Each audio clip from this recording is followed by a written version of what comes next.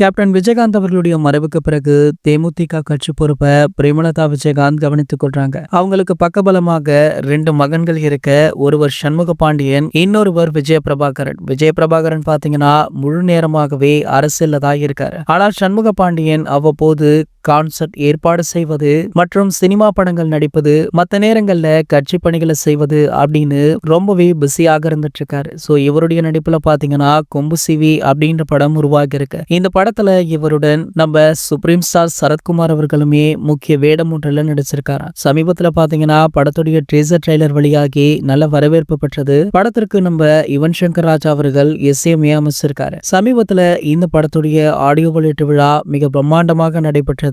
அந்த ஆடியோ வெளியீட்டு விழாவில் படத்துல மற்றும் ஒரு முக்கிய கேரக்டர் இருக்கு, அது சர்ப்ரைஸாக இருக்கு அப்படின்னு படக்குழு சொல்லியிருந்தாங்க. சோ அந்த கேரக்டர் வேற யாருமே இல்லையா, தளபதி விஜய் அவர்கள் அப்படின்னுமே சொல்லப்படுது. விஜய் சார் பாத்தீங்கன்னா இந்த படத்துல ஒரு கெஸ்ட் ரோல் பண்ணிருக்காராம். அதுவுமே நம்ம மறைந்த கேப்டனுக்கு மரியாதை செலுத்தும் விதமாக இந்த படத்துல ஒரு ஸ்பெஷல் ரோல் பண்ணி உள்ளதாக சொல்லப்படுது. இது போன்ற சினிமா செய்திகளை பற்றி நீங்க உடனே தெரிஞ்சுக்க நம்மளுடைய சேனலை மறக்காம சப்ஸ்கிரைப் பண்ணிக்கோங்க.